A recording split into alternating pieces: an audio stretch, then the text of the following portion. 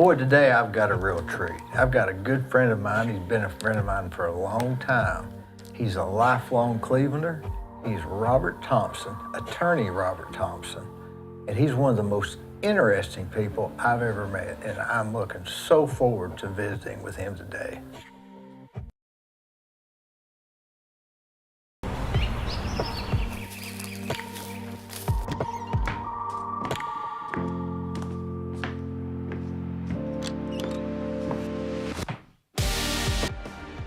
Can you believe this weather? I love it. Man, what is it, 60? 66. I started to ride my bike today, but I just had too much going on. Yeah. We got that rain last night. Yeah. Right in the middle of the parade, or before the parade and then after. Can you believe it broke for the 2 hours of the parade? Did you notice that? I can believe that. I didn't go to it. We did go right by your house? Right by my house and right by my office. Where did you watch it from? We watched it. We had some folks up to our office, which is on the second floor of that Andrew Johnson Bank building, and we had a bird's eye view, and it was gorgeous. We're not in our house. You may remember we had that house fire. Yeah. So. Oh, that's right, yeah. Yeah, but we watched it from our office. It was great. What's the first parade that you can recall in Cleveland? You know, I just remember coming back in 1987, and when I went to work with Conrad Finnell. But I mean, prior to that as a child. No, I don't remember them back then. So the first one was watching it from Conrad's office after I'm back and I'm practicing law.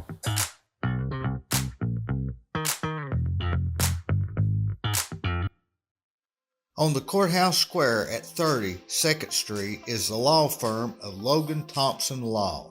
Since 1965, they have served the legal needs for the good citizens of Cleveland-Bradley County. If you've got a problem, they're no problem. Give them a call.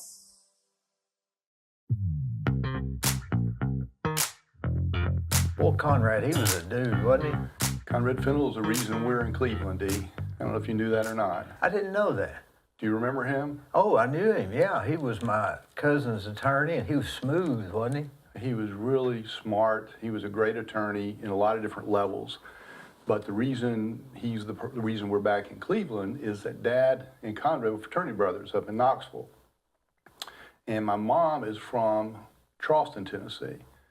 And I don't know if you ever knew my granddad, Frank Bryan. But anyway, my mother would come back during the holidays with my dad, and they would always stop in to see Conrad Finnell, who was practicing in Cleveland. And so Dad was working for a senator in Virginia. And every time they came in, Conrad would say, "Hey, Jim, you ought to come to Cleveland. I've got more cases than I know what to do with." And this was in the early 60s. So finally, in 1964, 65, Dad says, "Okay." And Dad and Mom moved to Cleveland. I'm 4 or 5 years old. And he's the reason that we're in Cleveland, Tennessee. He was supposed to be a real good trial lawyer. He was. And I watched him on one of my cousin's trials. The jury liked him. He could tell a story, and he was a likable, he was a storyteller, and he could captivate you. He had a big, deep baritone voice. He would, back then you tried a lot of cases, and I'm talking about in the 60s, 70s, and when I got out of law school and came back in 87, you didn't try as many, but we still tried a whole lot more back then than you do now. And Conrad would go to court with just a blank yellow pad. And it wasn't like it is today where you have volumes and volumes of notebooks and all of the discovery and depositions. I mean, you just showed up in court and tried it. And Conrad was one of the best. Do you think if he had to do the paperwork today that he would have been as good, or do you think it's different now? No, it's 100% different. And he would not be as effective. No, he would not be as effective. Back then, and it was a little different too. I mean, the law practice was a profession, and today it's more of a business, And by profession, I mean, Conrad had several things he would tell me, and there were truisms. He called them truisms. You had some on your walls. Yeah. Who was it that wrote those? James D. Elmore. Yeah, and those aren't those profound? Oh, they're profound, and they stand the test of time. They do. And Conrad's, a couple of his, and he had many, but one was, in terms of the business part of it, Robert, you take care of the clients and the money will take care of itself. Take care of the clients and the money takes care of itself. He was never focused on the money aspect of it. And several of my partners today are not focused on the money part of it, which is good, right? Yeah. You just count, you take good care of your clients, you get good results, and financially you'll be blessed. So that was one of his. The other was what goes around comes around. And he was a gentleman. He treated all of the other attorneys with respect. And if one of them would make a mistake, particularly early on in the case, you know, he would give them a break, so to speak, because he would say, you know, Robert, you're not infallible, and one day you'll make a mistake, and you'll hope that this attorney treats you like you're getting ready to treat him today on his error. So he was really a mentor to me in a lot of different ways. Nobody knows the ins and outs of the legal stuff if you're not in it. I'm smart enough to know that I don't have a clue. There's stuff that I wouldn't believe. Am I right? Well, probably, but I mean, 90% is like an iceberg. 90% of the work is done before you ever get to trial. And the lawyers today that are the most prepared are really the ones that are the most successful. So you don't see all of the hard work before you go to trial. Now, the reality is less than 4 or 5% cases go to trial anymore. Most of the time, particularly jury trials.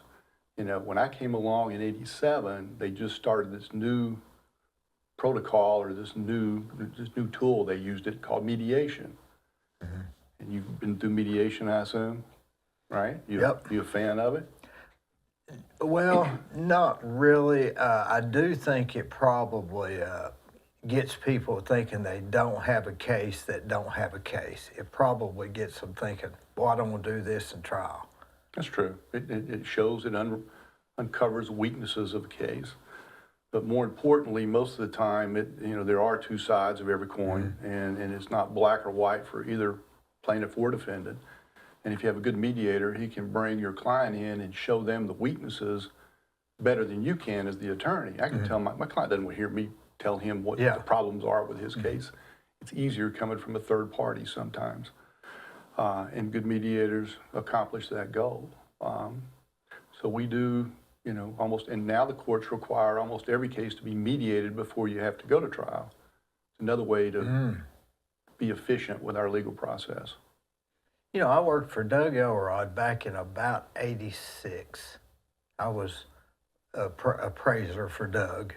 Now remind me, who was he? Doug Elrod was Stanley Thompson. Okay. At the time, he was the tax assessor, and I was there with Bobby, who just died 2 weeks ago. Walker. Okay. What was her name? I don't remember. Creasman. Bobby Creasman. Jeff Miller's ex-mother-in-law. Okay. So anyway, I was there with That's her. Bridget's mother. Bridget's mother, that's right. Right. And so we were standing there at the file cabinet, and you came in, and we turned around, and Doug's wife, can't remember her name, said, "Oh, Robert, did you get your law license?" You said, "Yeah, I did." Isn't that funny that I remember Isn't that something? all those years. It was about '86. Is that when you got your? That's right, '87. '87. Yeah, and you may remember before I came, it used to be Conrad Finnell, my dad, so it was Logan Thompson, and then Scott, a guy named Bobby Scott, Robert Scott. Don't remember him. He died in a car wreck in the early '80s, and then Jim Logan, and Randy Rogers, and Judge Puckett. That was the attorneys, all in the upstairs of that little area of, where Conrad's office was, above the townhouse, I guess it's bake shop. Yeah. And back in the '60s and '70s, I was just, in the '70s, I was a teenager, and I would work when I was 14, 15, down in the archives, if you will, closing files. And that's, it was something else. I can't believe how exciting it would be to be a starting attorney and to be sitting in the midst of those guys. It would just be it'd be golden. It really was. Better than the parade. The parade was pretty good this year. What did it take, 2 hours? It was about an hour and 45 minutes. Well, they started at Bradley High and then came around. Did they have the girls that twirl the batons and stuff? You know, I didn't see the band. I don't know if the band did it. I may have missed part of it, but the float after float after float, and somebody put a lot of time, or a lot of people put a lot of time into that. I had lunch with a guy today. He was asking, wonder why they call them floats. I don't know why they call them floats. Well, they look like they're floating on air. I You guess, don't see yeah. the wheels. That's right. They have the curtain. I hadn't thought about that. So, what do you remember about the first parade? You said you remember it in '86 when you came back? Yeah, and you may remember back in the '80s, the downtown was completely, it was a lot more vibrant. When, Oh, yeah. You remember that? Remember Diamond Lills? Oh, yeah. And we would go to court, and the attorneys would be just battling it out.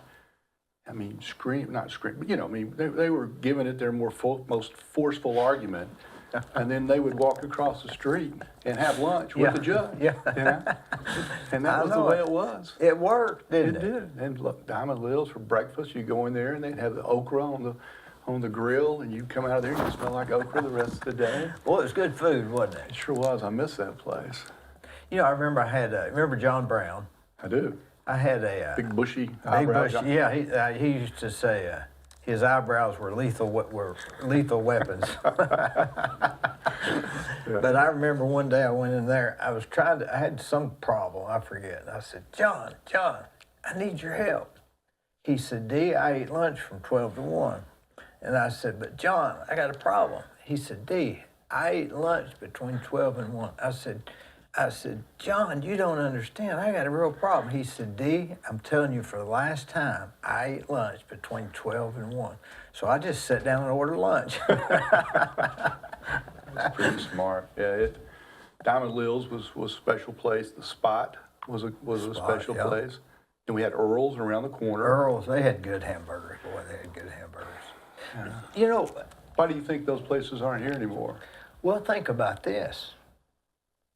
You go back to these old pictures that they have of Cleveland, downtown Cleveland and stuff. That was when everybody came to town on Saturdays. I mean, even back in the early 80s or mid to late 80s, that had nothing compared to what it was back then. Right. I mean, it was crowded. You've seen those pictures with all the cars sitting in front of them. So whatever happened was already happening. You know, you're going back even further. You're in the 50s and 60s when we had Miller's department store and J.C. Penney, and we had a lot of different businesses. Draper and Darwin, wasn't there? Draper and Darwin. And there was a men's store. I remember the name Costa or something like that. Anyway, it'd be nice to be able to revitalize the downtown like they did back in the 50s, 60s, 70s, if you will. Wonder why it has slowed down. I'm not really sure. We have the malls, right? Yeah. So in the first, as I understand the way it went, is the first covered mall in Tennessee was the Village Mall that Jim Corn built. The way the story goes, I've heard. I don't know if that's correct or not. So that pulled a lot of the Millers and J.C. Penney's and away from the courthouse square.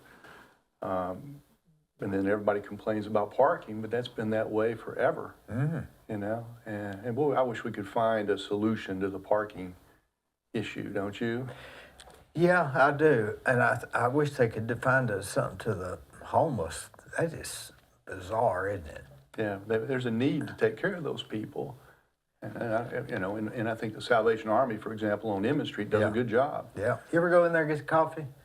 I haven't. I have. It's pretty good. Yeah, but I just would rather have a location that's a little easier, for everybody to service their needs. You would think that you could sit down and strategically figure out how to accomplish that. Yeah. You would think. Well, they're trying. They got a good board, and they're making progress, I think. And do you like what's going on with our city council and our manager and the revitalization of the downtown? Well, I think they are really trying.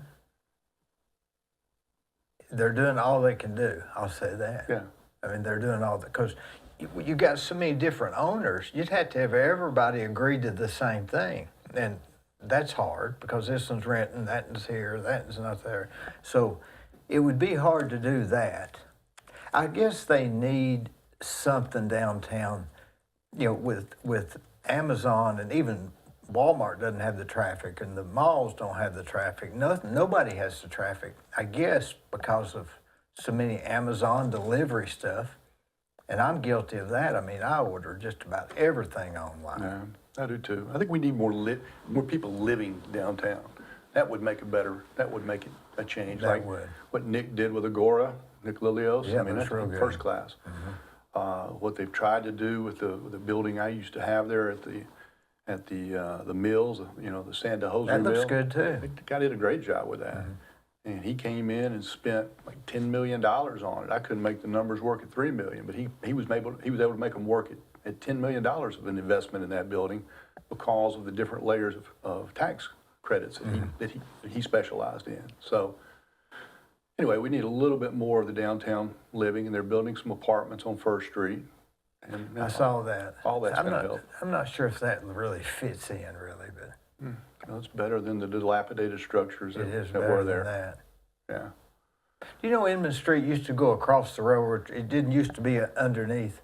No. Somebody told me, I'm pretty sure, that it used to go straight across. And if you're over there off of, on the other side of the railroad tracks, you can look, and it is a straight shot. Well, and I think that's the direction they're going, is going to To reroute go- it. to go around. And when they went under, they should have gone under another 10 feet, so we Yeah. wouldn't have had so many people hitting that overpass through They the hit years. it, what, once a month or It something? seems like it. Yeah, it's a problem. I don't know, maybe when they moved the courthouse, but it was old too. So I don't really know what the answer is, but I do think that if you have more traffic, then you'll have more traffic. Right. And so maybe that's what they're trying to do. Is that new grant they got, is that going through? It is, as I understand it. And I've talked with some of the folks that are involved in that, and they have gotten the grant, it's just allocating the best appropriation of the funds. So I think we'll see a different landscape, and I know people have been saying that for a long time, but I believe in 24 months, we'll see a completely different landscape coming down Inman Street. Have you been down to Blythe Avenue lately? Boy, they've really done a lot of work. Haven't they? The building looks nice, the roads are nice and wide, and that was original. You notice the roads down there are really wide. They're like 28 feet wide. And were they originally that wide? Originally that way, because that was part of the downtown. What do you see with the building industry these days? Is it slowing down with the interest rate going up?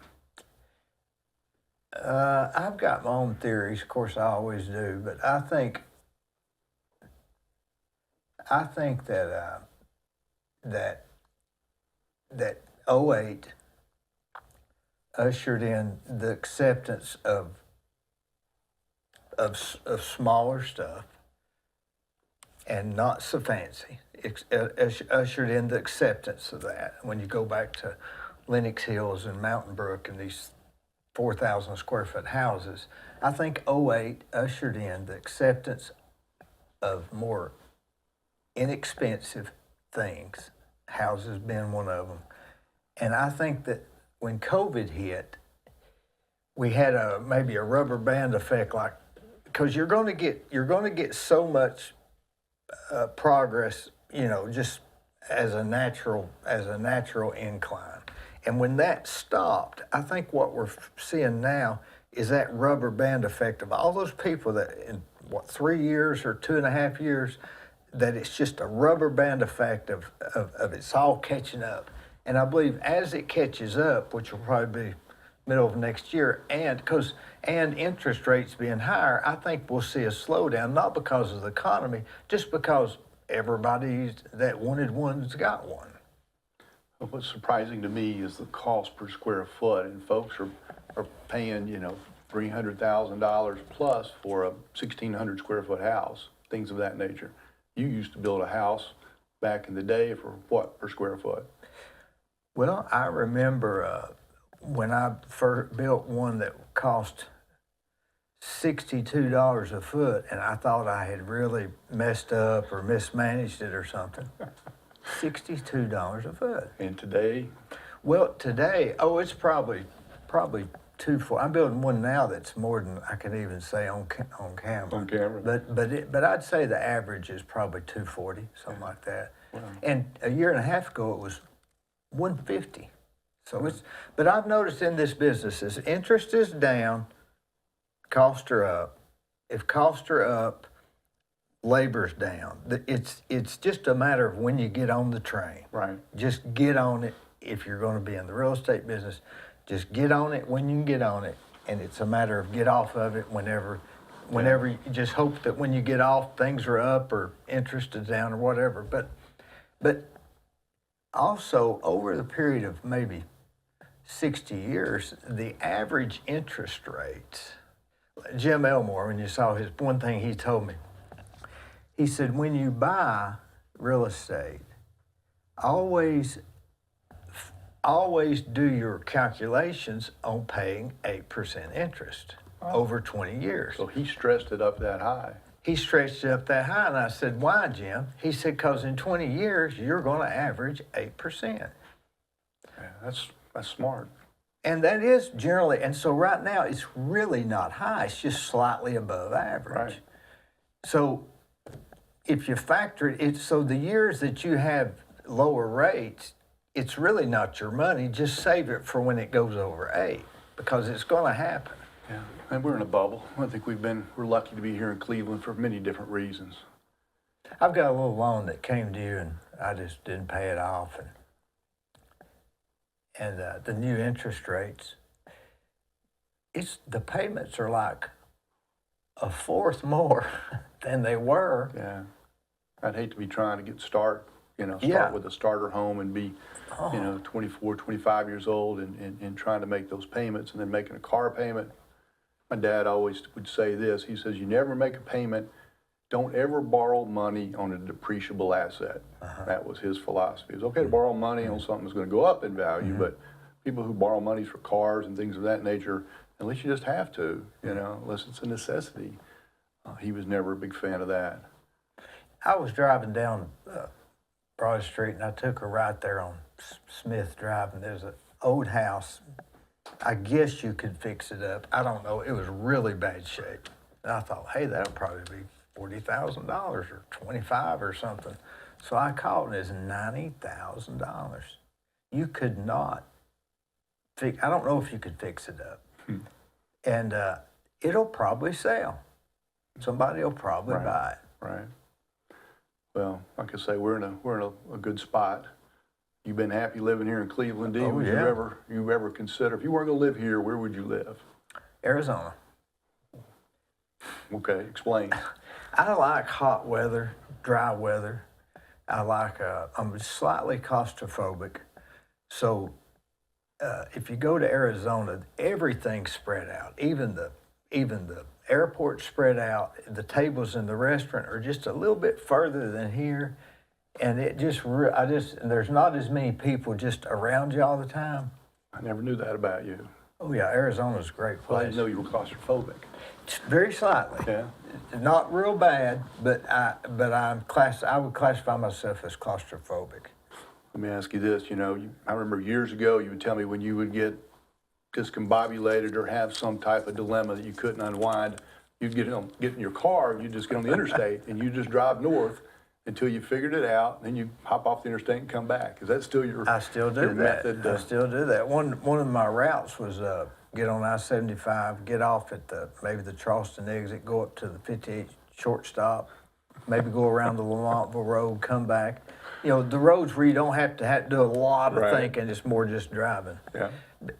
Because you can generally figure something out if you can get away from it and kind of say, now what was the real point of this anyway? Mm-hmm. You ever get into something and you lose sight of the reason why you started doing it? Many times. Like for instance, law. What would you say was the real reason initially that you started law? Well, of course, I grew up. My dad's a lawyer. My great-grandfather was an attorney in Buchanan County, Grundy, Virginia, a little coal mining town pinned in the mountains. But the real reason was just watching folks come up to my father. We'd be at a baseball game, or we would be on the river fishing, or just wherever. And somebody would come up and say, I don't want to take up too much of your time, Mr. Thompson, we just got a quick question. And then he would stop and pause and answer their question, you know, and I could just see there was a level of respect for him. And of course, and then that was really one of the reasons. The other reasons is I just thought it was a fascinating, every day it's something different in a small town. Take this type of case, I get to learn about a product defect. And take this kind of case, I get to learn about, you know, what values of property on a condemnation case, or take this kind of case. You know, so it's very challenging, and keeps your mind working. You don't stick with just one area of law, do you? No, you know, when I started again with Conrad, there was not a public defender, so I would take criminal defense cases. You get appointed cases back then, mm-hmm. And so we would go to trial a lot. It was a great trial experience back then. And then I sort of gravitated more toward the civil side of it. And there was Ashley Owenby and I with Conrad Finnell. You know Ashley. You related to him? I think I am distantly. So he took the criminal side of the practice, and I took the civil side. And then you know, and then there was a period of time I would do domestic relations, and it got to be a little bit tedious.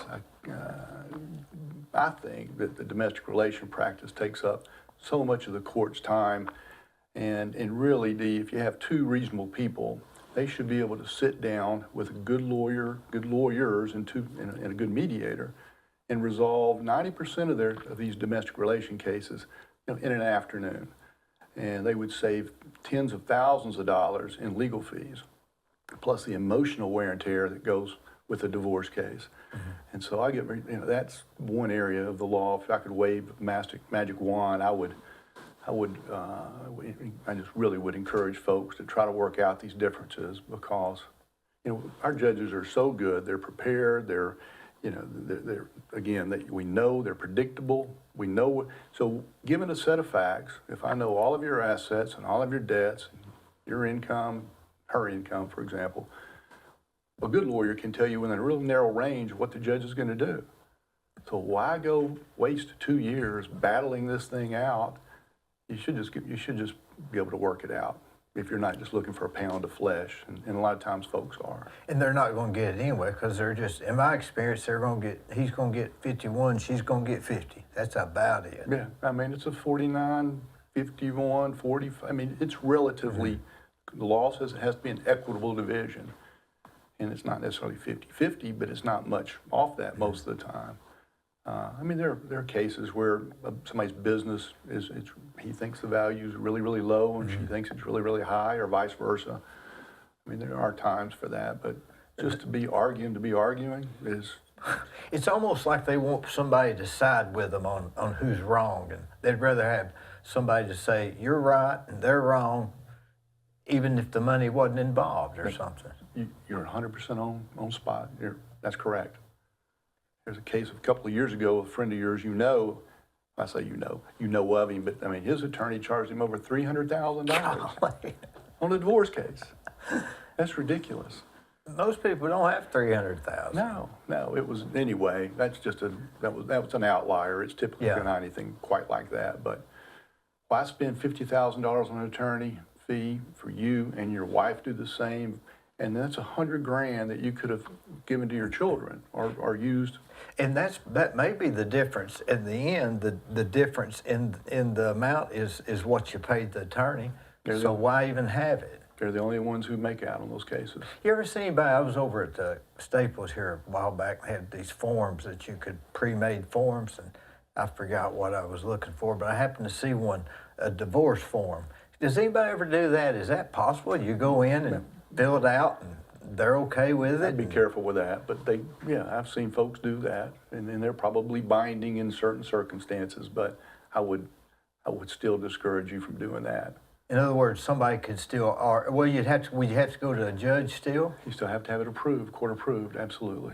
But you're saying if you had just a form you bought, then somebody might contest it later? They could, and some of our judges may scrutinize it a little bit. I don't know, I haven't read these forms, Dee, so I can't tell you how thorough they are or not, but I wouldn't do that necessarily. Hopefully I won't have to, right? No, you won't. If you do, I'm taking her side. Do you think that in the future marriage will, I always wonder about this, in 50 years or 40 years, I don't even know if they'll have marriage as we know it. That's too deep of a question for me. I think we'll always have marriage. You know, I've noticed something about you. You never really got into political views. I've known you all this time, and you've not even, I wouldn't know if you was Republican, Democrat, or Independent, and I think that's good for you. Do you? To stay out of that realm, because I do too. Yeah. Because what's the point? I mean, you're not going to change anybody's mind, but do you do that on purpose, or do you not really? No, that's a hard question. Yeah, I'm obviously, I have my feelings and thoughts on it. I don't know that I can make a major impact on anything, but it's frustrating because you don't really understand what is accurate, what are the true facts. You know, you turn on one channel and you hear this and you think, oh goodness, this is, I need to be supporting this person. And you turn on the next channel, you hear a completely different side of it. It didn't used to be that way when we had 3, 9, and 12 in a, you know, in a good, unbiased paper. I don't know. But you purposely just stay out of the. It's just not that interesting to me. I've got too many other things going on right now. You may remember I didn't get married till I was 36. How old were you when you got married? I think I was 26. And how old are your children now? Oh, 22 and 20.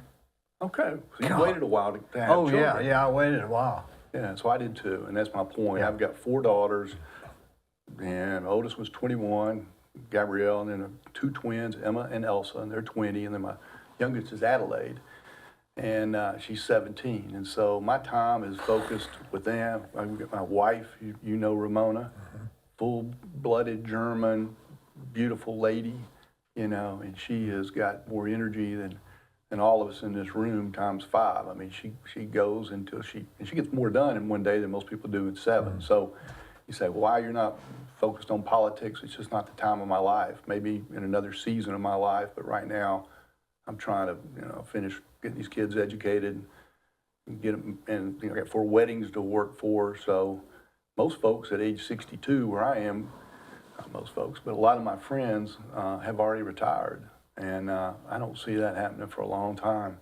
With my kids, or my boys, I don't know what they might need or something. So far, they're okay, but, you know, I wonder how much of, should we keep working in case they need money? I mean, you know.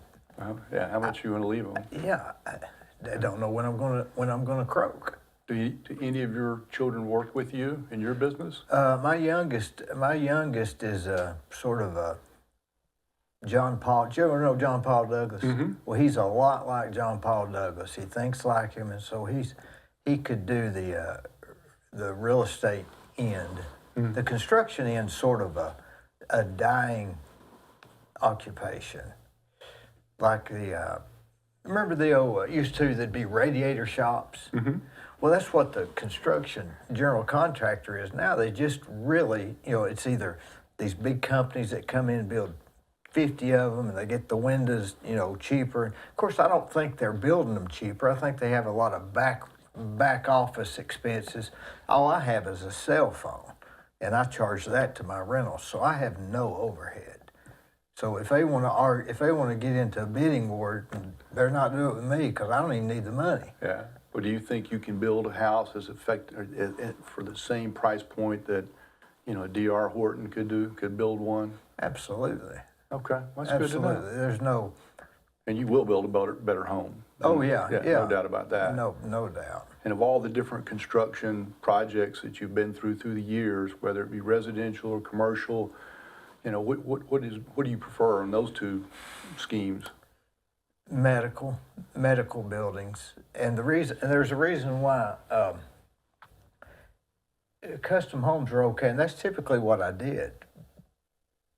But it's very emotional. People are saving up, and they're going to pay for it for 30 years, so it's very important to them, and so that's an issue.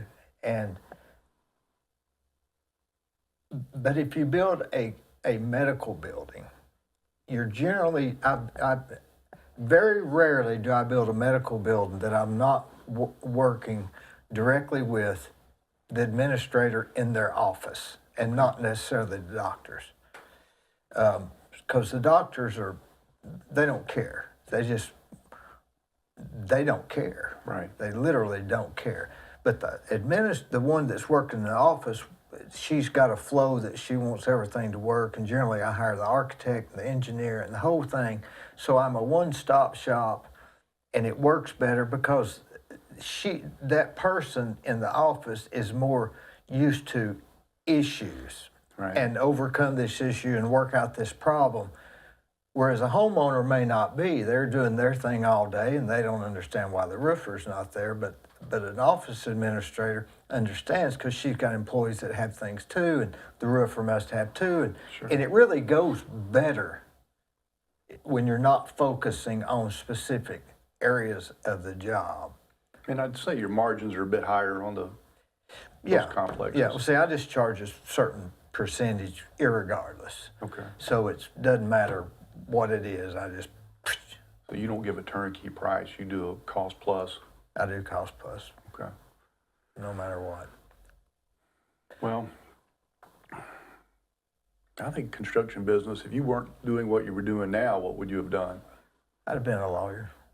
Well, congratulations, lawyer. you made the right call. You did too. Yeah, I'm happy. I don't know that any of my girls will follow in my steps. You know, they see that it's long hours, and I don't know. I don't think your daughters are going to have any problems. I've seen them. Never say never. You know, you remember, I don't know if you remember Johnny Holland. No. Lived over on Centenary Avenue. Well, he used to go to the Old Fort, it used to be the Cherokee restaurant. I'd go there I'd skip school and go eat with those old guys. And I was coming out of the restaurant one day, and one morning Johnny said, Dee, he always smoked those real thick cigarettes. He said, Dee, what are you going to do now that you're getting ready to get out of high school? And I said, I don't know, Johnny. I hadn't decided. I want to build houses. And he said, well, let me tell you something. He said, you're not going to be happy doing anything you do, so go for the money.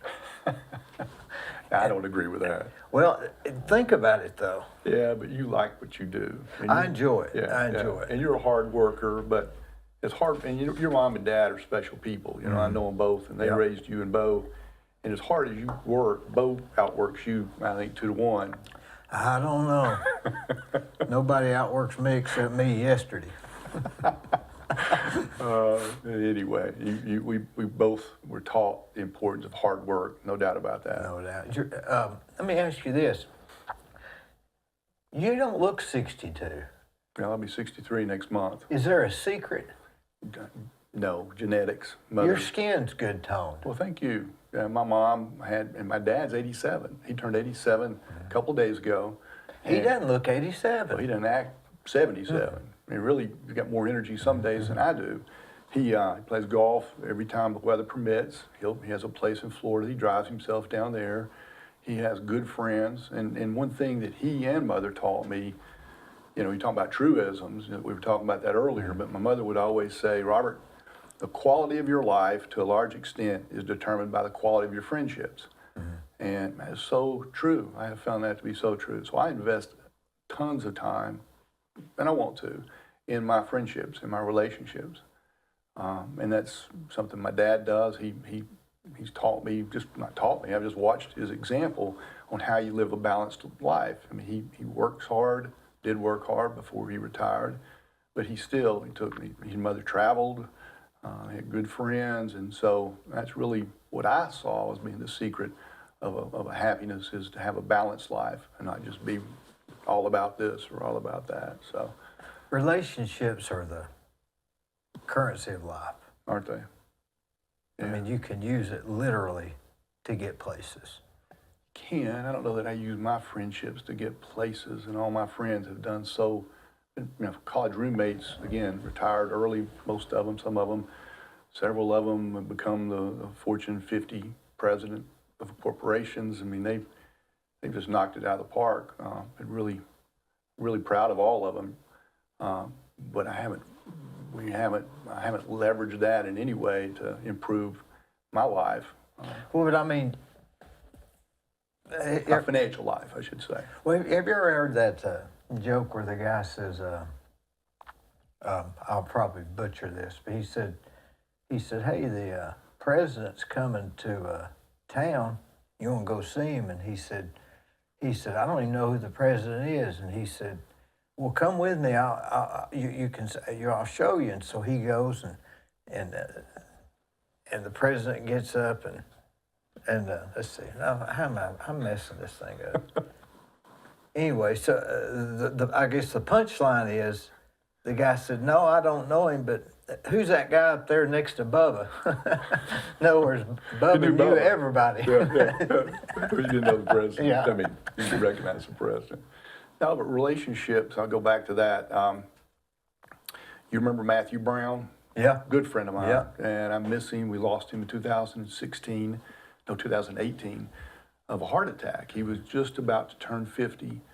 And miss him every day. But I learned a lot of things from Matthew. One thing he did was every month he would figure out who is a person that I would like to get to know that I've never known before. Maybe it's an older gentleman or a founding father, if you will, of Cleveland, Mm-hmm. and he would make a point to take him to lunch. And he was very intentional about expanding his own knowledge by taking these other people out. And I've been trying to emulate him a bit on that. I haven't been too successful, but there are some fascinating people, and you've had a lot of them on the show. I would encourage you to keep doing that. I'm gonna keep at it. But being relationships are the currency of life.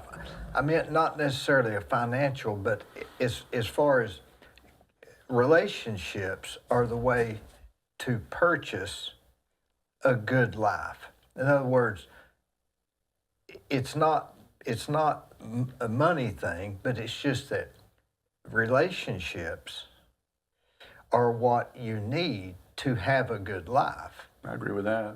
That's how you recharge. It's how I recharge my batteries, other than being with my family. I mean, nothing takes place of your family and your church family too. But outside of that, you laugh hard. You have these memories, and my friends go back 40 years now. So, we grew up together, and there's just really nothing like an old friend. There's nothing like an old friend. That you're exactly right. Yeah, and you've got a good group. I know you. Oh, I've got the best group. Good friends. Have you ever noticed that somebody you'll be a good friend with them? For example, Stanley Thompson. Me and him's like best friends. I don't see him but once every 3 years. But I could see him today, and we're still best friends. Didn't miss a beat. Didn't miss a beat. That's right. And he's keeping up with me, and I'm keeping up with him, but I hadn't seen him. And I saw he's pulled over to the side of the road and was waving. I thought it was somebody trying to start something, and I got to looking closer. He's done a good job for us, hasn't he? Oh, he's perfect. Yeah. I call him stainless because he's perfect. Drives you nuts. I don't know. Sometimes when I see my tax bill, I'm not so sure he's as perfect. Well, he won't do any adjusting for me because we're too close of friends. No. That's how straight he is. Well, you just have. I mean, he's adjusted a little bit for me, but I had to have all the facts in order and really independent documentation. So he treats everybody the same. Oh, absolutely. Yeah. If you know him real well, you're a little disadvantaged, I think. Yeah, that's true. That's true. Speaking of this, you've watched some of these where I've had some people on it? I have. Yeah, It's so- really good, isn't it? Well, and it takes me back. My pediatrician was Dr. Hughes, for example. Yep. And I watched one you had with Dr. Yep. Hughes and his son, Richard. And I love that one. C.A. Kyle, I C.A., saw that one. I've seen several of them, and I saw one with John Sheehan recently, who's a good friend of mine, and we're so proud of what he's done. Good example of a person who can live anywhere in the world, and he sticks right here with Cleveland, Tennessee. I saw Forrest Preston the other night, not on your show. I don't know if you've had him on your show No. yet or not, but he's 90-something, and he has been he just transformed so many people's lives, big part of our community. He's still very, very sharp. He and his wife are at Cafe Rome. I would encourage you to get him on this show if you could. I have thought about it, and I think I've picked up the phone and dialed him a couple of times. He actually dialed me by accident a few times. I think he butt dialed me or something, but he never did hear, so I hung up. I must be close to somebody that he calls a lot, because I'll get a missed call from him. If you think of all the people that he has made multimillionaires, you know, who worked for him at some point in their life, there's nobody like that in our town. Maybe Toby McKenzie, you know, there are a lot of people who did really well with him. Well, wouldn't you love to have Toby McKenzie on here? Oh my goodness. Well, it would be great, wouldn't it? It'll be an 8-hour show. It'd be 8 hours. He was really funny, wasn't he? He was. I'll give you another couple of names that you may have not thought of, but again, back in the 80s, the attorneys were different. I mean, they were gentlemen. They were articulate. They could write well. They just seemed to be more worldly, if you will, if that's Denny Mobbs. You ever had him on the show? Nope. He would be fantastic. And you talk about a guy who can talk politics, or he can talk about anything you want. Denny Mobbs. I'm gonna call him. Whole breadth of knowledge that you know you just can't, you will not regret having Denny Mobbs. Mike Calloway. Mike Calloway. I've had a bunch of people talk about him. I'd love to And have he Mike was Calloway. he was in law office with John Brown. We Yes. talk about John. Yeah, and Harlan Painter, we missed that opportunity. We missed that opportunity with John Brown. John Kimball. John Kimball would be he's great. one of the most knowledgeable I like people. He can talk about anything with depth. I mean, he is a really, really bright person. And Roger Jenney. Have you had him on the show? Hadn't had him on there. He can tell you war stories. And he has shared with me, and I agree with him. He goes, you know, he practiced law in the best time of the best decade there ever was, or several decades, and he got out at the right time. But he was a force to be reckoned with. Roger Jenney was, just like Conrad, you know, and just like my dad. I think it was. I got to see some of the best.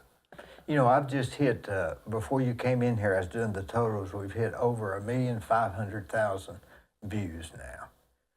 And that's impressive. over 26,000 last week. Really? Yeah. 26,000 views. So, and was that John last week? No, it was all across the board of different ones. Okay. Does this air every once a week? Every Sunday, a new episode comes out, which is usually the week before, and we try to stay 2 ahead in case, you know, because there's people that watch this religiously every Sunday when it comes out, so I don't want to miss one. Okay. So I try to stay 2 up, but Gwen had knee surgery, so we're just 1 behind now. But why is it important to me is just the memories you're preserving in this. Oh yeah. In this safe, if you will, and it's like a time capsule. When I go back and can watch what Dr. Hughes said about his life and how he came to Cleveland, or John Sheehan and how he went from the hard times to where he is now. I mean, it's fascinating. To me, it is. And also, you can see how they talk about other things that aren't necessarily in their field. Right. And if you see how they talk about those random things, you can about guess how they would view something else. So it's really good. Yeah. And I enjoy it. I do this all the time, even before I started filming it. I just have people come in, we talk. But I have had some people that weren't necessarily from. I had an anthropologist on here, Richard Jones. How'd that go? Oh, it's unbelievable. He's over 40,000 views. Oh, wow. Just him. He said there were people here 130,000 years ago. Yeah, I mean, so that's a topic that most people know nothing about. Nothing about. You know, and that's the point. Everybody you talk to is an expert to a certain level in some field, and we can all learn from. Like Dr. Hughes, I didn't realize till he came on here he was such a bird expert. I didn't know that either. Oh, he's a bird expert, man. Oh, I loved him. And Scotty Mayfield, I didn't know he was such a craftsman. Oh. He was. I really liked him. Yeah. And Scotty Mayfield. Ken Rayburn, have you had him on? No, he won't come on. I tried. He's just, And I'm good friends with him. Well, it's daunting to come on and you, because we talked about this, you're not scripting us, you're not giving us even an outline of what we're going to talk about. And this is the first time I've ever sat down with somebody this long and not have at least an idea of what we're going to be, I mean, something in this setting anyway, where we're going to have, we don't know where you're going on the next question type thing. So We just talk. we do. Are you familiar with, usually what I'm talking about is just something I thought about this morning, but have you ever seen the Maslow's hierarchy of needs, that pyramid? Well, refresh my memory. Let me make It's sure we're like talking about the same one. Maslow's hierarchy is like the number one thing that people are striving for is, Self-actualization. I believe it's sex. You think so? It may be. I'm not sure. I think it's food, shelter, clothing. But those are at the bottom of the chain. Well, okay, yeah, the bottom, the things that you need first, Yeah. and how they just keep going until finally you get to the top where you want not recognition, but you want to give back. I wish I had that chart here. It's very interesting. It is. But Where are you on that pyramid? I don't know, and that's a question as to. We always get up and say, well, what am I supposed to do next, right? What's the next thing am I supposed to do? Am I supposed to give back? Do I need to keep working? Right. I've never known many people that quit working that didn't start to fall off. I was reading a book on Coach K, the Duke coach that retired, and he would always ask his family members, they would have an annual conversation where they would go, well, how happy are you? 1 to 10, how happy are you? So try that with me. Well, how happy are you, Dee, 1 to 10? Oh, I'm a good 8. Then he would go, what would take it to an 8.5? What would take it to an 8.5, Dee? Not having to work. I think. I don't think so. I think you get bored to death. But what's the point in? Because you feel. If you didn't have to go to the law tomorrow and work on these, I guess you've got what, 50 different things in the works. So you got and 60 cases at any given time, and what I would rather have is, like my dad, ultimately, he whittled those down to 10 good cases, and he didn't take everything that came, and I don't take everything, but I would rather focus my practice more on a smaller number of cases, because I really like to spend the time on them, and time is the one thing I don't have enough of. Time to be with my buddies, time to be with my wife, my family, time to be at the office and give each case, the hours and hours and hours it needs. So, you have to, it's just time. Time is what I would like to have more of. Is there sometimes when you're in the office working, you think, boy, if anybody knew I was working here at this time, they'd think like, if I'm not mistaken, there may be some Sunday afternoons I see your car there. Yeah, there are. Not as many as there used to be, but there are. And then at night, you can drive by and our lights are on and we don't have any curtains, so you can look right in there, see who's there and who's not. Like 7 o'clock or 8 o'clock? That's right. Depends on, the thing about our practice is it's not a 9-to-5 job. And if you have a trial the next day, you're there till you get it done. And weekends, we've got a new attorney we've hired. He hasn't missed one weekend. Every Saturday he's been there since we hired him several months ago now. And back in the day, we used to take appointments on Saturdays. That was the day you take new cases in because you're in court the rest of the time. So it's very time consuming. And then, so whatever these real estate investments that I'm involved in, the only way I'm able to do that, Dee, is I find a good partner, put the deal together, handle the numbers initially, and then hand it off. And then the partner takes it and runs it. And it doesn't take me much time. Try to forget about it after that? Well, I trust the partner, and most of the 9 times out of 10, if you don't hit these grand slam home runs, but it's just a good solid single. Instead of playing golf, I'll invest in real estate like that, and you end up with what we talked about earlier, relationships, and so that's been another thing in my life that I've enjoyed are the relationships and these different partnerships. Do you think that that guy that you said is working Saturdays past several months, can you envision that he will really do well because he's given that effort? I do. I think work ethic makes, in this business, is, as I said before, the tip of the iceberg. It's 9/10 of the, of the secret to success. But that's in any job, is putting in the hours. You got to have aptitude, no doubt about that. You have to have the skill set, the inherent skill set. But a lot of those things are honed with the amount of time you put into it. So, I think a person can work harder and overcome the person that has a given skill. always. No, not always. Most of the time. Unless you're playing the piano or something like that, something that's a real talent, But how many hours did they practice? Yeah, who knows? They might have, behind the closed doors, they might be doing it all the time. Right, right. Do you still work out a lot? No, I wish I did. I work out, I try to do it 2 days a week, and I'm about 50% hitting that. But if those, sure, there are many things in your life you wish you could do over or would like to perfect or do better. Working out would be one of them. I don't think I've broke a sweat in 6 months. What's my reason? Why do I not? Because I have that little gym on the corner down there. My reason is I don't justify it because I could be working on a case, or I could be working on this, or I could be doing that. It's important. We need to take care of ourselves. I need to be doing that. And if you think about how long it takes to work out, what, 30 minutes or say 40 minutes maybe? Maybe. And by the time, and even if you are a little sweaty, who cares?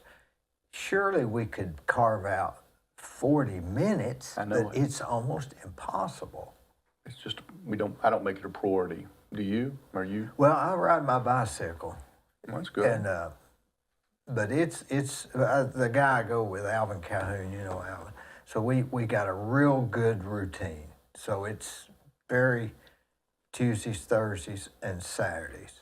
So we'll meet exactly at 5:15 or before. Well, we adjust it for the time. 5:15 in the morning or Afternoon. In the afternoon. Yeah, and Okay. we're there at we leave at that exact time. We know when we're going to be back, and that's good to have somebody that Hold you accountable. holds you accountable, and they're expecting you on the days you don't want to go, and you're expecting them on the days they. So that really helps. Yeah, yeah. But it helps to get up I think it's more important to get your heart rate up about 10 minutes, maybe twice a day, than it is working out with weights. True. I agree with that. But how old are you now? 50, a little over 50. Okay. So you're going to find as the next decade goes on that you start losing more and more muscle mass. And then you'll need the weights to keep you, looking I good. always wanted to take yoga. I always thought that would be the thing. I remember seeing a celebrity, boy, and I forget who it was, but it was Madonna back in the day. Yeah. And boy, she was really in shape. Well, And she said she took yoga. Right. Well, I'll give you a little, if you want to see somebody in great shape, come look at my wife. She's younger than I am by a little bit, 6 years, but all she does is go to yoga twice a week. Is that right? Where'd she go? She goes downtown to Raj, somewhere on the courthouse. I think it square. helps your blood flow and everything. Yeah. Her posture's good too, isn't it? I could be better, but hers is really good. But that's all she does is yoga. And why don't I do that? I got no excuse. I may start taking yoga. It would help you with your mind. It would help me with my mind. Do you think that in time you'll eventually end up with one specific area of law? No, that would get boring to me. And in Cleveland, the smaller town, maybe it's not that possible? Well, it is. I mean, we have one attorney who does nothing but domestic relations. We have one attorney who does nothing but criminal defense. We have one attorney who does nothing but estate work. So you can, but to me, I just like something new. And there is something that is nice about knowing everything there is to know about one type of law, So that's a little bit of a negative when you spread yourself out and do a lot of different things. Or maybe it's a positive because you're not taking the normal path on it. Maybe you're coming around the backside and you're thinking something they hadn't thought of. Yeah, no doubt about, you can bring your different ideas for example, into the domestic relations. I mean, some of the business things I do sure help me understanding when they tell me that their business is only worth this or that, I know better because I've been in that business. So you're right, it does help you to have a broad area of at least knowledge, a lot of different things. Would you describe a really good Saturday evening, going out with the family to Chattanooga to eat, going to an event, or sitting home eating something good and watching something really good on TV? That's funny. Gary Smith, you remember him? Gary Smith, he was Kent Smith's dad, Alan Smith's dad. Oh yeah, I never knew him. Yeah, he was a plant manager and president of American Uniform, as I recall. But when we were in high school, and he would tell us, he goes, "Have you ever been in bed, laying back, kicking?" Because we were always worried that we should be at this party or we should be doing this. I'm talking about when we were 18, 19, 20 years old. He goes, "Well, Robert, have you ever been in bed with you kick back, laying back, watching TV, and really wishing you were anywhere else?" I had to think about that. And I go, no, that's a pretty good feeling. But for me, I like being on the river and unwinding up there, watching the sunset at Watts Bar. That's where I find, my peace. I'm not big on going out and staying out late. I go to bed about 9:30, 10 o'clock most nights.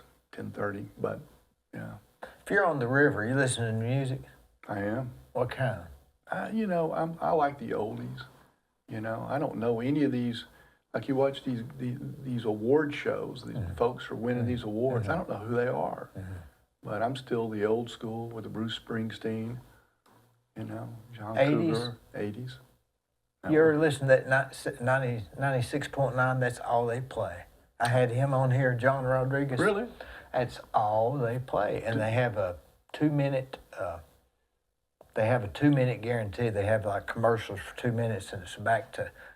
And like on Sunday mornings, they were replaying Casey Kasem. They do that every Sunday. Yeah. The old, I forget what song was it that was what week it was, but that's all they play. Michael Jackson and right.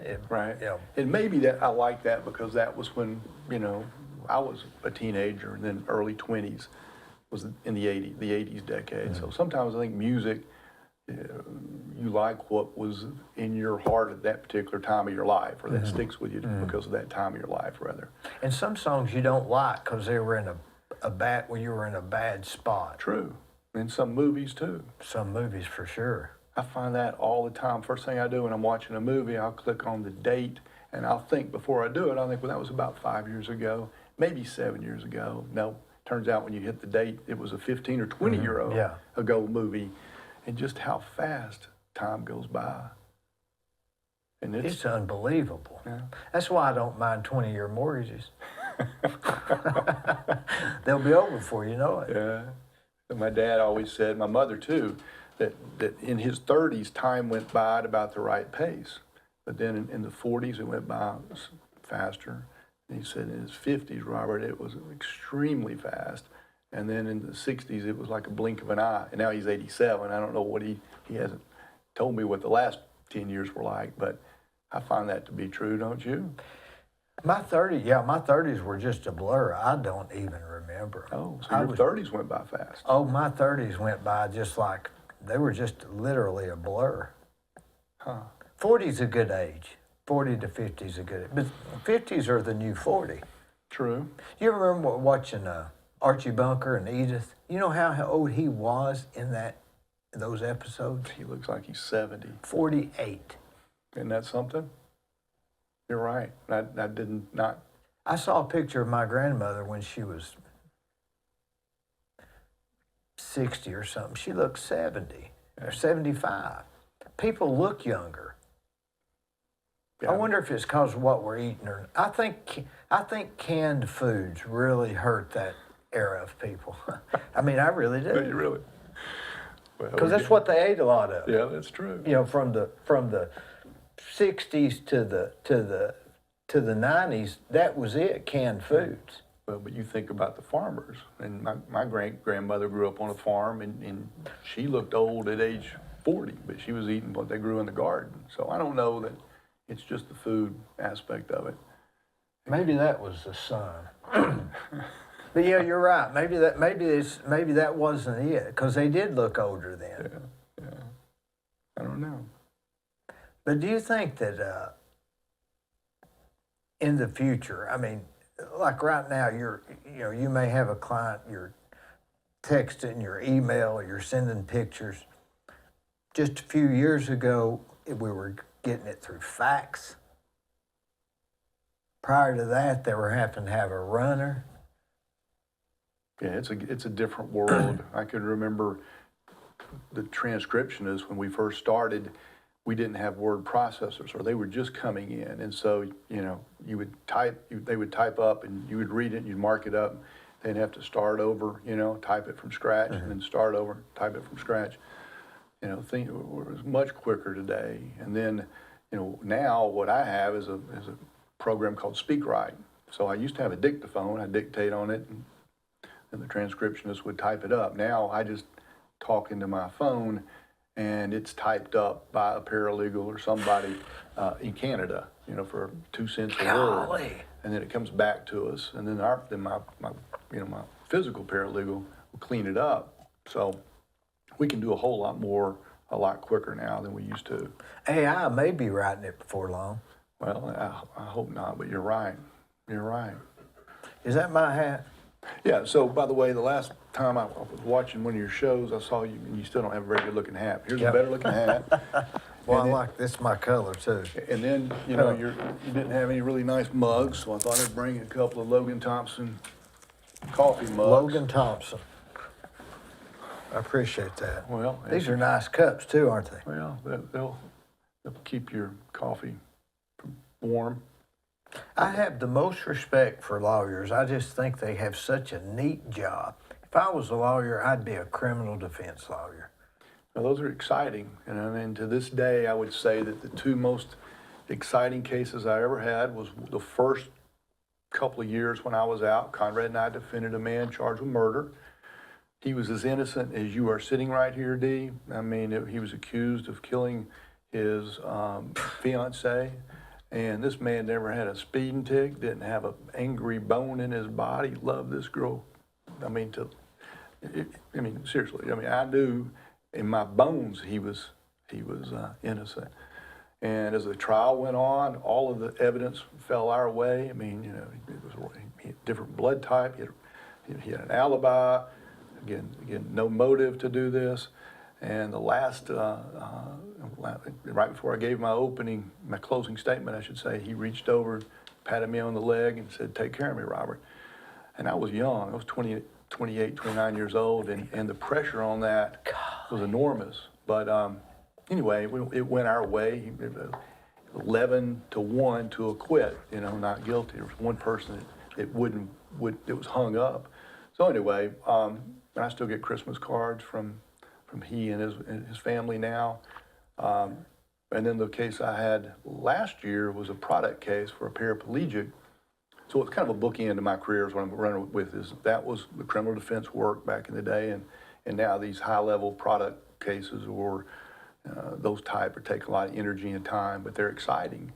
And we got through a 2-week trial on his case last summer, and after multiple witnesses, expert witnesses, the case got settled the last day of the last witness, but it was really a remarkable experience for me anyway.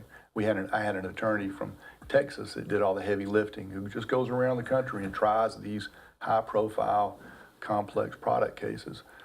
So, you might wonder if it woulda, coulda, shoulda. Would I rather have just do those big cases 2 or 3 a year than the 50 or 60 that I do in Cleveland, Tennessee? Mm-hmm. Yeah, maybe, but that person doesn't have 50 or 60 relationships. That's right. And I would tell you that more often than not, my clients become my friends. Mm-hmm. It's not just a client thing. They come back and it's you represented my father, you represented my granddad. I mean, I've been doing this 36 years now, so it does become somewhat of a tradition, like our mugs say, or our logo, building a tradition of legal services. Who came up with that?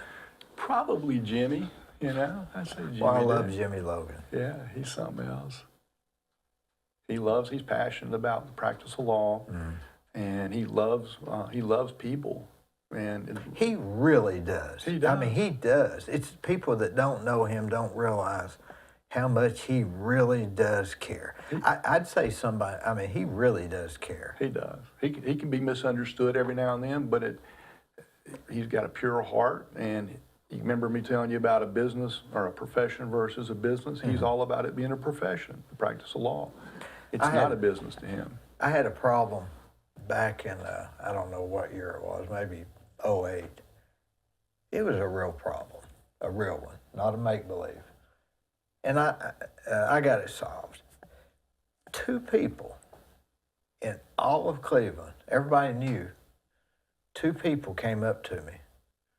One was my cousin, and the other was Jimmy Logan. Said, Dee, I just want you to know if there's anything I can do to help you. I won't forget that. Yeah. And he wasn't talking about money, or he meant it. Yeah. He would rather, he likes to, I mean, that's really what motivates him is the need to help others. I mean, that's what he loves. That's what recharges his battery. Is if he can take care of your problem and you are appreciative of it, he'd rather have your appreciation than anything else. He really would. Yeah. No, that's Jim Logan. He's a fine person. If you had to sit and you still didn't quite answer my question. It's a Saturday night. You're home with the. What would you rather be doing? No, I know you say on the river. No, but I love movies, you know, and I like a Saturday with my family around us, and we put on some movie. You know, that's what I like to do. See, I do that too. I do it on. I do movies on Sunday nights. Yeah. Well, you'd be shocked the movies that I like, but I don't like a real dramatic movie, like a. Not a shoot 'em up. No, Lot of blood. no, because that's I mean, it's okay, but I like the old Disney, like Chitty Chitty Bang Bang. You know, some of those, they were really well written. You're going back in time now. I mean, they were really good.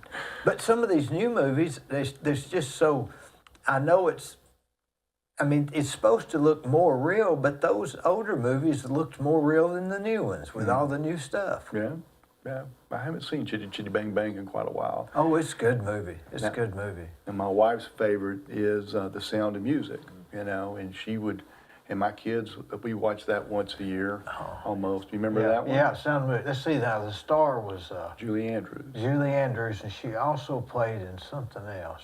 Well, she was Mary Poppins, I think. Yeah, she was, but she was, she played in a series too. I can't think of what it. I didn't remember that. You may be thinking of the Partridge Family, but that wasn't her, because she looks a little bit like that. No, it was, I can't think of who. I like to watch the older movies where the character was in something else. You know, Alan Jones. Yeah. We're good friends. Well, we'll send pictures. He likes these old movies too. So I'll see, like I saw The Professor on Gilligan's Island on Gunsmoke. And, you know, it's just so funny to see him in that spot. So I sent it to him, you know, and he'll send me Wally on Leave It to Beaver was on My Three Sons.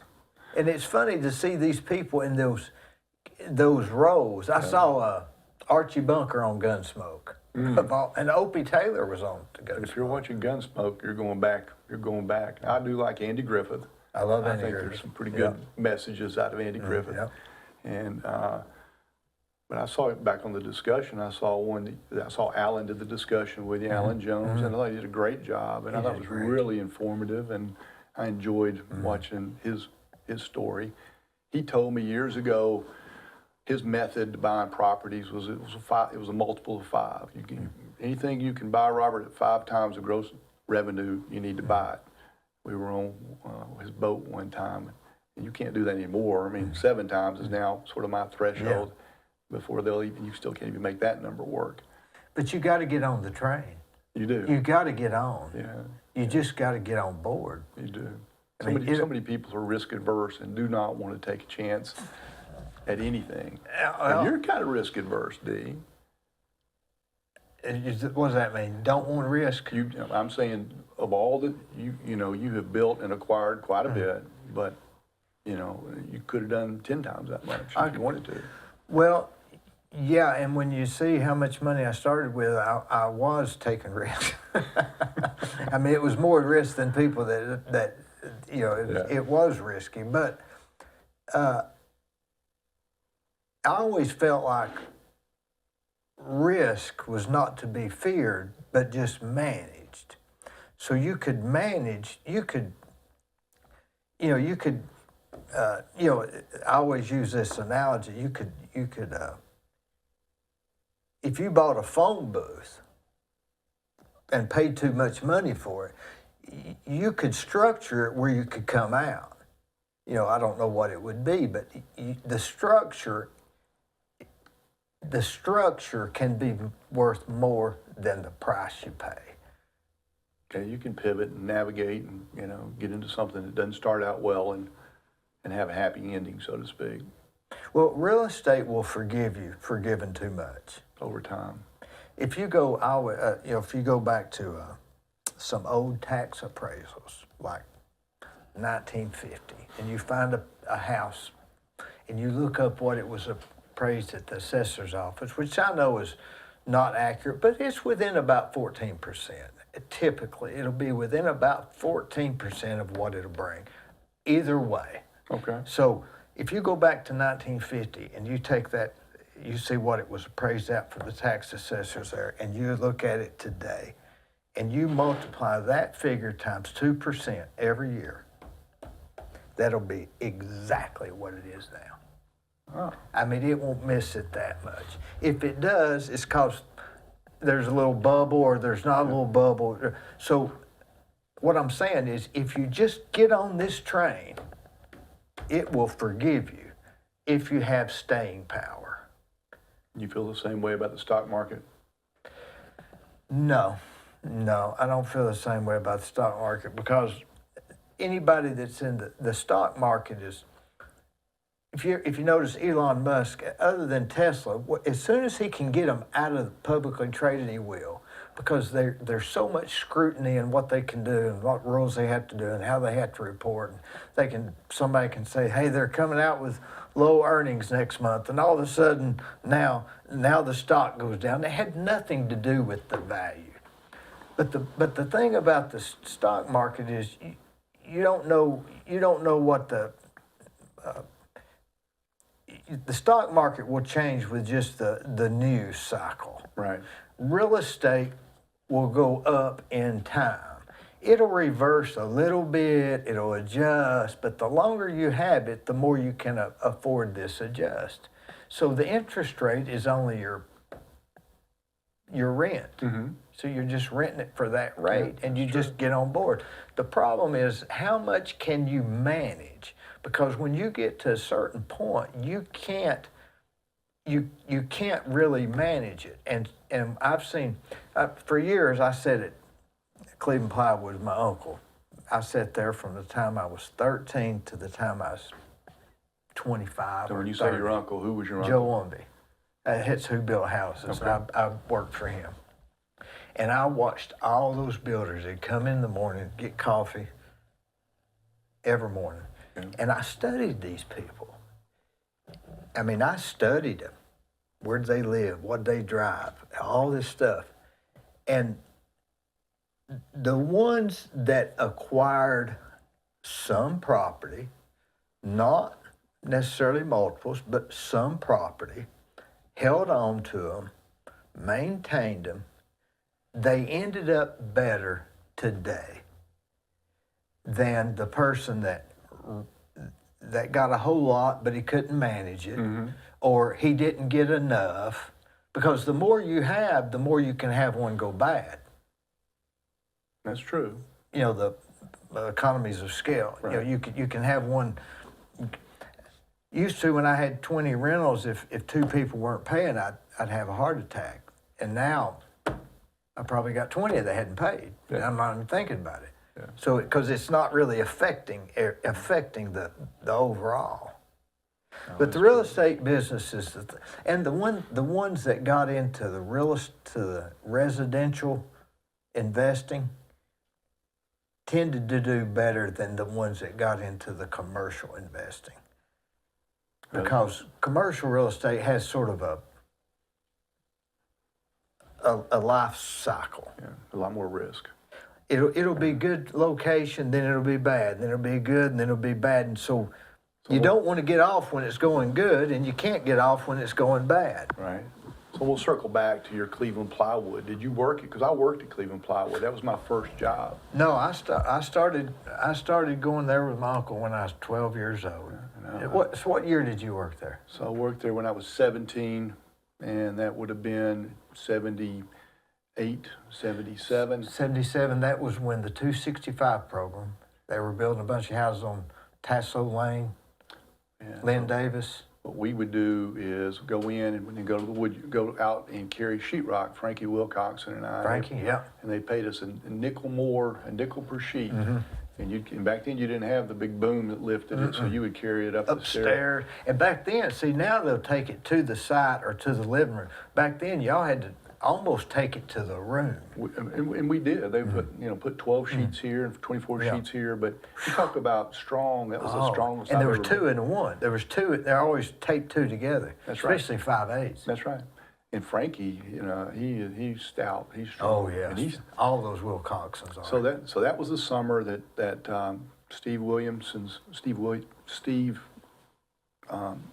Robinson. Yeah. His father. Do you remember his first name? Mr.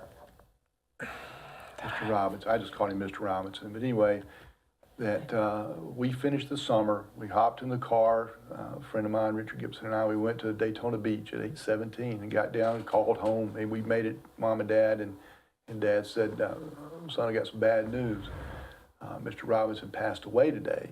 And so after I went in and shook his hand and said, thanks for the summer job kind of thing, he was only in his 40s when he You passed might have away. been the last person that talked to him. No, that was the last day anyway. Why can't we think of his name?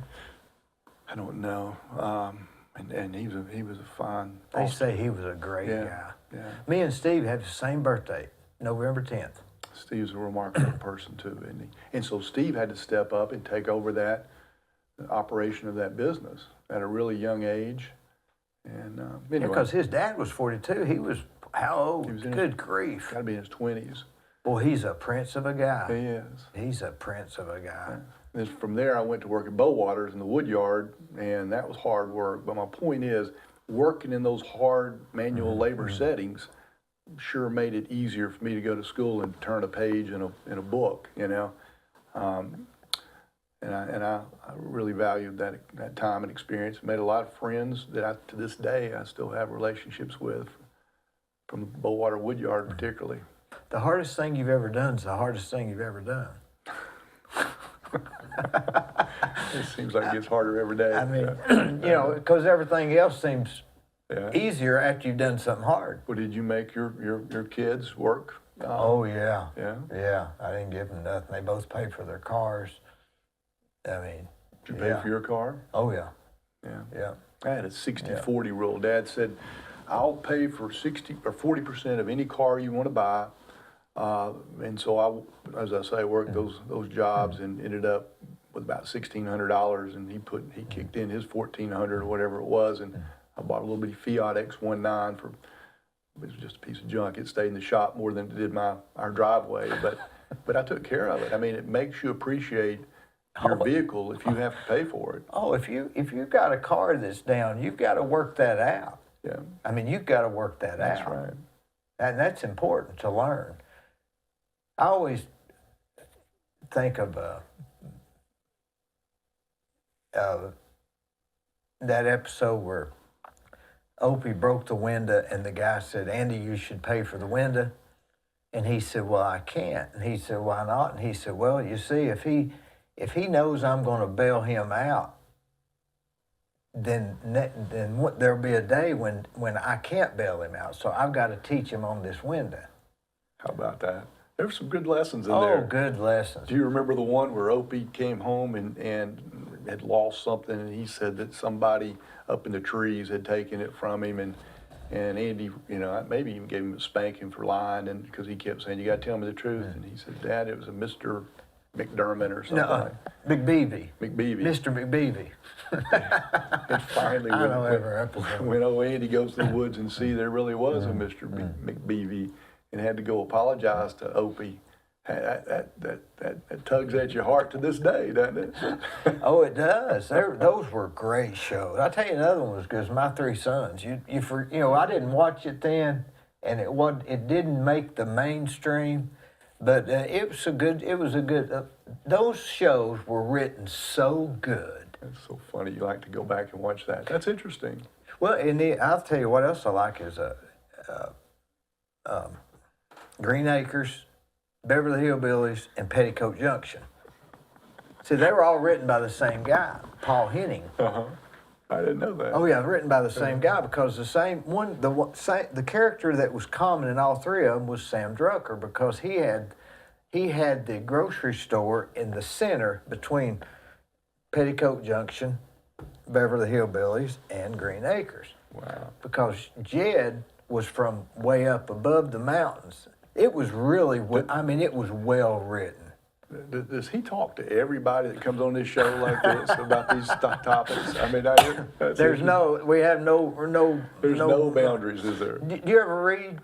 I do. Yeah. What would you read? Fiction or biographies? A little bit of both. And really, where I am these days is book tapes. And so every night I go to bed and I listen to a book tape. I'll go to sleep. I'll wake up. Your mind starts racing on what you got to do the next day. And so I just put a book tape in my, ear pods and go to sleep with it in your ear. Yeah, and it gets. And I listen to so many over and over and over again. I just listened to Elon Musk book tape, good book tape. Anyway, a bunch of different book tapes. What about the next night when you remember where you left off, or do you just start it over? You just start it. You don't. Anybody tells you that is a way to remember or learn something. It's ridiculous. You may catch first 15 minutes of it, and then you're you're dreaming or you're in. Would the earbuds come out at night? No, they stay in. They'll die, and I'll have to put them back in the charger, and so that's the only downside. So you keep an earbud charger by your? I do. So what if you get a phone call? No, I don't get calls at late, Text? Sometimes. And Will it interrupt the? A little bit. Not really. I really haven't had that problem. Maybe I'm silencing my phone. I can. What do you get up? What time do you get up? 6 o'clock, 6:30. You set the alarm or just get up? I just wake up. But again, I'm going to bed at 9:30 or 10. So I'm getting 8-9 hours of sleep. How about you? What time you go to bed? I go to bed at 12. And what time you get up? It varies. I don't set any alarm, so I get up Whenever. usually about 7.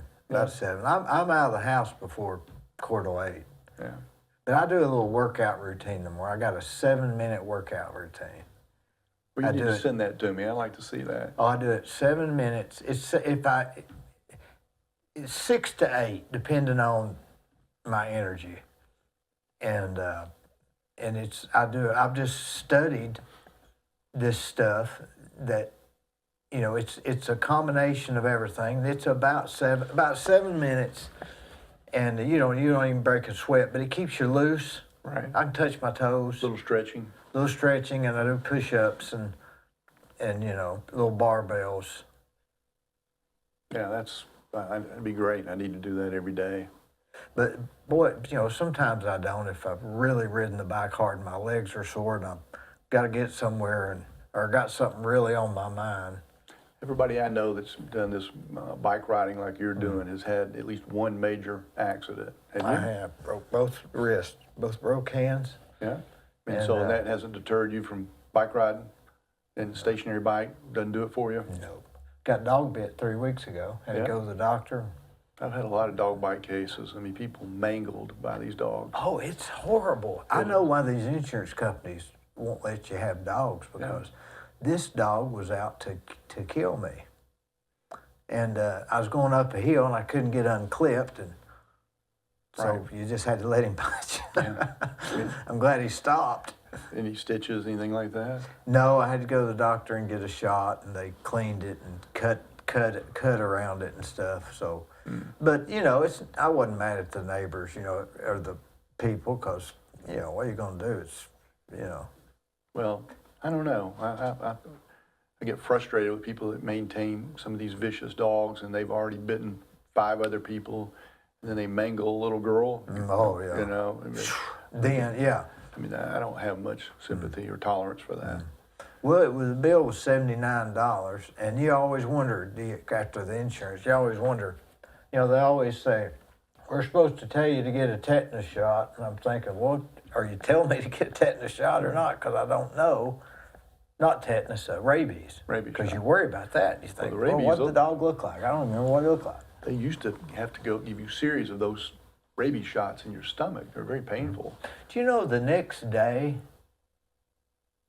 I had the animal control call me, and I had the health department call me, and some other organization that I had never even heard of, and wanted to know where and what kind and all this other stuff. I said, man, I don't, you know, I never had that. I've been bit before on a bike, but they didn't do that. I don't know if it's something new they're doing or what. And was it in the county or in the city? County. Yeah. I went by and put a note in the mailbox. I said, hey, your dog bit me. I'm okay, but just wanted to let you know. Yeah, that's good. I'm glad you Because put them on notice. Do you go out of town? You go on vacation with your family, though, right? Well, every year, 2 or 3 times. Boy, isn't that hard to get away? It is, and when you take 6 people, it's pretty daggone expensive, depending on where you go, too. Oh, if it's... We just got back from Nantucket, and it was beautiful up there. We had a good time. But yeah, we take a couple of vacations a year. And do you like to take vacations? I like to go for about 4 days, and then I'm ready to be back. We went to Brazil for 10 days. God, that would just drive me crazy. It was Just hard. too far. One of the best trips I ever went on, believe it or not. I mean, I go to New York sometime, but it's, you know, like leave on a, you know, Friday night and come back Monday night. And that's about all you need in New York, really. Yeah. But me and my cousin went to, we left Atlanta one night at 12 o'clock for Las Vegas, and we arrived in Las Vegas 10 o'clock their time. I forget what it was. Maybe we left at 8 o'clock in the morning. But anyway, we were there by 9:30. By 10 o'clock, we were in a rental car, and we drove 3 hours to Rachel, Nevada. We only saw 5 cars in 3 hours. Took a left and went to Area 51. Oh. To the gate. Sure. Not no gate, just a sign. Did the hair on the back of your neck stand up? I'm telling you, we drove that far, and when we got to that sign, there was a gray truck there, just far enough away you could tell somebody was in it. And it said, do not pass, deadly force will be used.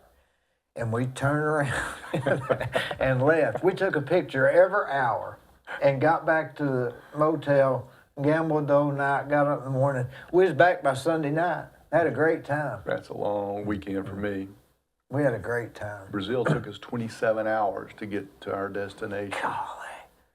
Just a lot of getting off and trains and stuff? Well, no, you just had a 9-hour flight, and then you had another 2-hour delay, or change of flights, rather, and then to Recife, which is on the northeast coast of Brazil. And then we landed there, and then we had another 3-hour drive to this area we were going to. So it just a long combination of a long day.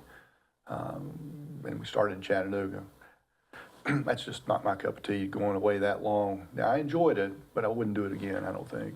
That's a long time. I think that probably 3 nights is the ideal. That's perfect for me. 3 nights, and that way you're there 2 full days, and you know, try to have it planned out a little bit. But I like going to see different things that I've been, I went to Pawn Stars in Las Vegas to that, where they had the Pawn Stars. Yeah. That was interesting. Gotta be careful the way you pronounce that. Yeah, that's right. Have you've seen that show Oh, on yeah, TV? yeah, but I haven't It seen was it. so hot out there, they had sprayers that misted you when you were standing in line. Huh. It was so hot. Yeah. It's kind of an interesting concept for a show. Yeah. I don't like these reality shows, though. Do you? No, but they used to be better than they are now. I think they're more scripted. I like Duck Dynasty. Mm-hmm. I think maybe they got more to where they were scripted, but I like the unscripted. Well, what else, Dee? What else kind of you wanna movie? talk about? What? Give me one movie to watch tonight. Well, you can go watch, Miss Sloane with Jessica Chastain. She's a redheaded actress. You know who I'm talking about? Miss Sloane, fascinating movie. Molly's Game, since you are a gambler, go check Molly's Game out. Same actress, it's really good. If you want to go back in time, the best sports movie ever, I think, is Hoosiers. I've seen Hoosiers. It's, I don't think you can beat that one. And I've watched it 5 times, and every time it's worth watching again. So I don't know. We watch a lot of the Netflix series, Lessons in Chemistry. You might enjoy that. Been watching that with my wife. But a lot of people are hooked on that Yellowstone. Yeah, that was pretty good. Yep. But it's more of to me, it's more just a drama like, what was the show? Sopranos. No, that was a little bit, well, the one back in the day with J.R. Ewing. Oh, Dallas. yeah, Dallas. Yeah, Dallas. that was good. But it's just kind of a soap opera to me, a little bit. Well, the main thing is just sitting and relaxing and getting your mind off something without using drugs. That's right. Robert, I appreciate it, buddy. Dee, I've enjoyed it. I really do appreciate you coming.